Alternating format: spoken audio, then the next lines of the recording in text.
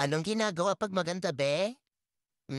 Chine-check out, hindi in-add to cart. 'Pag in-add to cart mo yan, hindi yan darating sa inyo. Pero 'pag chineck out mo, hintayin mo lang may darating kang parcel, be. At tsaka deserve mo 'to. Malay mo napaaga lang, pero deserve mo yan. Advance lang kumbaga. Tsaka napansin mo, bumabalik din naman yung pera sa inyo. Ang maganda, may bago kang ganito. Magagamit mo naman siya araw-araw. Makikita mo inspirations mo kumbaga.